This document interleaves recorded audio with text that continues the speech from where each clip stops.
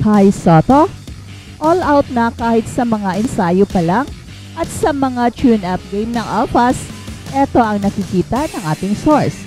Well, yan ang ating pag-uusapan in this video, pero bago yan ay meron muna tayong pag-giveaway. Hey, hey, hey! Attention mga kapatrol! Get ready for an epic giveaway! Once Express Info hits 150k subscribers, one lucky winner will win the incredible Oppo Reno 11F 5G smartphone. Here's how to join. Step 1. Subscribe to Express Info right now. Step 2. Like this video. Then step 3. Comment anything good and positive about our idol Kai Sotto. Super easy. Just subscribe, like, and comment. Kai Sotto, all out na raw kahit sa mga ensayo pa lang at sa tune-up game ng Alphas. Ito ang nakita ng ating source. Well, pagkatapos ng isang impressive season with Yokohama B Corsairs, ay mas lalo pang lumalakas si Kai at kaya gugulatin niya ang buong liga ng Japan B-League. Understandable lang naman kung bakit napaka-impressive daw ni Kai kahit sa mga ensayo dahil sa kanyang newfound power and strength na tiyak nagpapalakas ng kanyang kumpiyansa na alam niyang kaya na niyang gawin ang lahat just to get a win. Malaking bagay sa kanyang aggressiveness ang kanyang conditioning. Hindi lang kasi condition si Kai, kundi napakalaki pa ng pinagbago sa kanyang lakas ng kanyang katawan. Mas bumibilis at hindi na problema ang kanyang stamina. Kaya ngayon pwede na siyang mag-all out at magiging extra aggressive without fear na maubusan siya ng hangin. Ito ang malaking kaibahan ni Kai compared sa mga previous teams na kung saan kahit gustuhin man ng kanyang mga coaches na bibigyan siya ng mahabang playing time ay hindi na talaga pwede dahil hinihingal na at labas na ang dila ng ating idol. Pero that is not the case right now. Dahil sa ginawang preparation ni Kai sa kanyang katawan ay ang daming mga weaknesses niya noon ay na-corrected na ngayon kaya makikita mo talaga sa kanyang work rate na nag-level up na ito. At ito ang plano ni Kai na ipagpatuloy hanggang umabot sa punto na manotice siya ng NBA at bibigyan ng pagkakataon na maglalaro sa Big League.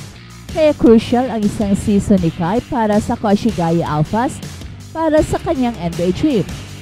Dito natin malalaman if indeed merong chance si Kai na makaalagwa patungong NBA.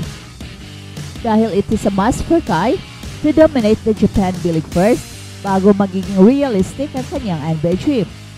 At ngayong ginawa siyang main man ng Alphas, ay hindi naman ito automatic na magiging successful siya pagkos ito lang ay isang pagkakataon na dapat ma-maximize ni Kai at magagamit ng tama.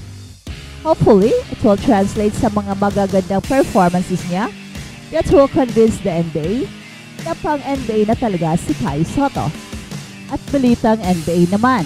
Naalala niyo ba noong 2023-24 season? Ang San Antonio Spurs ay nagkaroon ng dalawang players sa 4-team Rising Stars Challenge bilang bahagi ng All-Star Weekend. Si Victor Wembanyama ay nasa isang koponan na karamihan ay binubuo ng mga rookies. At si Jeremy Sohan ay isang kapalit sa isa pang koponan na karamihan ay mga league sophomores. Hindi sila nagkita sa finals dahil ang koponan ni Vic Wembanyama na pinangunahan ni Paul Gasol ay hindi nakasulong at ang koponan naman ni Jeremy Sohan na pinangunahan ni Jalen Rose ay walang gaanong problema at nanalo sila sa mini tournament. In terms of NBA accolades, it was one of the few things that seemed to elude Vic Wembanyama sa kabila ng kanyang kamangha-manghang rookie season. Siya ang naging kauna-unahang rookie na tinanghal sa first team all-defense at sa edad na 20 years old, siya ang pinakabatang manlalaro sa kasaysayan ng liga na nakamit ito. Bilang Rookie of the Year, siya rin ay unanimous na napili para sa all-rookie team ng liga. However, one has to wonder if he might have been named All-NBA third team if not for the changing of a rule that has stood since 1950. Ang voting panel para sa All-NBA selections ay binubuo ng 99 na broadcasters at manunulat, kabilang ang mga pinakakilalang pangalan sa basketball journalism. Gayunpaman, isang pagbabago sa rule ang ipinatupad noong nakaraang taon ukol sa All-NBA voting, kung saan hindi na isinaalang-alang ang mga posisyon para sa kauna-unahang pagkakataon. Dati kasi kinakailangan ng bawat kupunan ay maglagay ng 2 guards, 2 forwards at 1 center. Para sa All-NBA third team, ang mga napili ay sina LeBron James, Stephen Curry, Domantas Sabonis, Tyrese Haliburton at Devin Booker ng Phoenix Suns. Ang make-up ng kupunan ay binuo ng 2 point guards, 1 shooting guard, 1 small forward at 1 center. Ang tanging big man sa listahan ay si Domantas Sabonis lang.